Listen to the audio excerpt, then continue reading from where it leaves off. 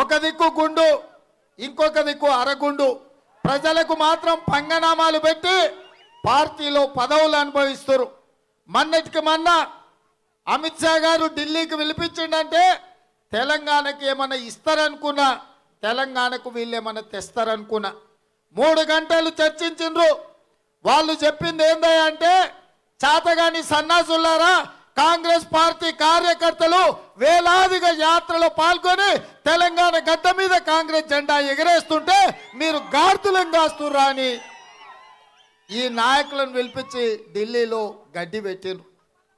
నేను ఢిల్లీ పెద్దలను అడగదలుచుకున్నా, తెలంగాణను గెలవాలంటే పార్టీ ఫిరాయింపులు కాదు, పక్క పార్టీ నాయకులను కొనుగోలు చేయడం కాదు, ఈ తెలంగాణ రాష్ట్రానికి అభివృద్ధి చేయడానికి మీరు ఇచ్చే నిధులేందో చెప్పాలి, మీరు మంజూరు చేసే ప్రాజెక్టులేందో తెలంగాణ ప్రజలకు చెప్పాలి. తెలంగాణ ప్రజల్ని గెలవడం అంత ఆషామాషి కాదు. తెలంగాణ ప్రజలు భయపెడితే భయపడేటోళ్ళు కాదు, బెదిరిస్తే లొంగేటోళ్ళు కాదు. ఒకవేళ అడ్డం తిరిగితే ఎదురుపడి నిలబడి నిటారుగా కొట్లాడేటోళ్ళు. ఈ గడ్డ మీద సాయుధ రైతాంగ పోరాటం జరిగింది.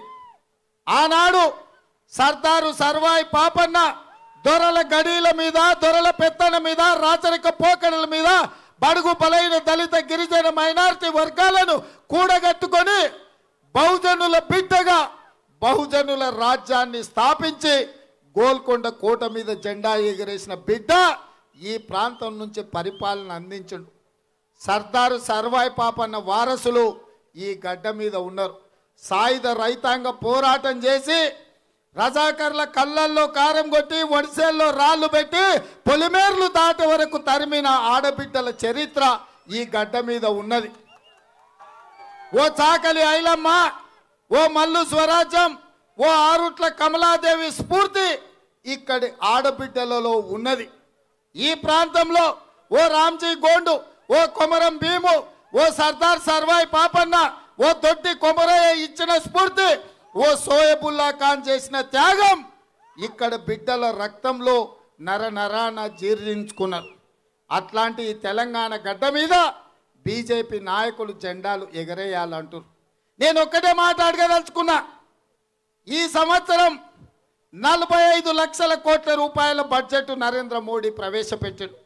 ₹1 అయినా తెలంగాణ రాష్ట్రానికి ఇచ్చిండా అని నేను అడుగుతున్నా. 67 సంవత్సరాలు ఈ దేశంలో ఉన్న ప్రధానమంత్రులందరూ 1947 నుంచి 2014 వరకు 57 లక్షల కోట్ల రూపాయల అప్పు చేస్తే నరేంద్ర మోడీ 8 సంవత్సరాలలో 100 లక్షల కోట్ల రూపాయల అప్పు చేసి ఈ దేశాన్ని అప్పుల ఊబిలో ముంచి ప్రతి వాడి నెత్తి మీద లక్షల రూపాయల అప్పు మోపిండు నరేంద్ర మోడీ. ఎక్కడికి పోయినాయి ఆ పైసలని నేను అడుగుతున్నా. మిత్రులారా, రైతులకు రుణమాఫీ చేయరు, ప్రధానమంత్రి ఆవాస్ యోజన పథకాన్ని అమలు చేయరు, కానీ ప్రైవేట్ కంపెనీలకు, నీరవ్ మోడీకి, మల్లయ్యకు, లేకపోతే అదానీలకు, అంబానీలకు 12 లక్షల కోట్ల రూపాయల బ్యాంకు రుణాలు రద్దు చేసిండ్రు. వాళ్ళు దివాలా తీసిండ్రు, వాళ్ళు కట్టలేదు అని చెప్పి 12 లక్షల కోట్ల రూపాయలు రద్దు చేసిండు. నేను అడగదలుచుకున్న ఈ దేశ ప్రధానమంత్రిని, నిరుద్యోగ యువకులకు భృతి ఇవ్వవు, 2 కోట్ల ఉద్యోగాలు ప్రతి సంవత్సరం అన్నావు, 9 ఏళ్లలో 18 కోట్ల ఉద్యోగాలు ఇవ్వాలి, 18 కోట్ల ఉద్యోగాలు కేంద్రం ఇస్తే తెలంగాణకు 70 లక్షల ఉద్యోగాలు వస్తాయి. ఏ యువకుడు కూడా రోడ్ల మీద ఖాళీగా ఉండకపోతుండే ప్రతి వాడు ఇవాళ ప్రభుత్వ ఉద్యోగంలో ఉంటుండే. కానీ కేంద్ర ప్రభుత్వం నేను అడిగిన ప్రశ్నకు 22 కోట్ల అప్లికేషన్లు వస్తే 7 లక్షల ఉద్యోగాలు ఇచ్చినామని నిస్సిగ్గుగా పార్లమెంటులో చెప్పడం జరిగింది. అందుకే మిత్రులారా, నల్లధనం స్విస్ బ్యాంకులో ఉంది, లక్షల కోట్ల రూపాయలు అక్కడ ఉన్నాయి. నరేంద్ర మోడీ ప్రధానమంత్రి అయితే స్విస్ బ్యాంకులో దాచుకున్న నల్లధనాన్ని తెచ్చి ప్రతి పేదవాడి ఖాతాలో 15 లక్షల రూపాయలు జమ చేస్తామని చెప్పి పేదల్ని ఆశ పెట్టిండ్రు. ఇవాళ సంవత్సరానికి 2 కోట్ల ఉద్యోగాలు ఇవ్వలే, పేదోళ్ళ ఖాతాలో 15 లక్షలు వేయలే, తెలంగాణకి ఇస్తామన్న బయ్యారం ఉక్కు కర్మాగారం నిర్మించలే, రైల్వే కోచ్ ఫ్యాక్టరీ నిర్మించలే, ITIR కారిడార్ను రద్దు చేసిర్రు, గిరిజన యూనివర్సిటీ ఎక్కడుందో తెలియదు, ఎయిమ్స్ ఎక్కడుందో తెలియదు, IIT ఎక్కడుందో తెలియదు. ఈ అన్యాయానికి కారణం నరేంద్ర మోడీ ప్రభుత్వం. ఇక్కడ ఎన్నికైన బండి సంజయే కారణం.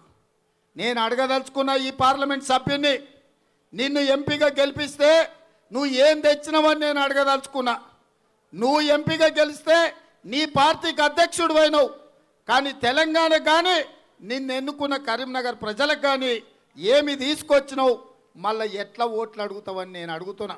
అందుకే మిత్రులారా, ఇవాళ ఈ ప్రాంతంలో ఈ కరీంనగర్ గడ్డ మీద ఏ ఒక్క భారతీయ జనతా పార్టీ అభ్యర్థి గెలవద్దు, డిపాజిట్లు రావద్దు, బండి సంజయ్ డిపాజిట్ జప్తు అయ్యే విధంగా ఓడగొట్టాలి.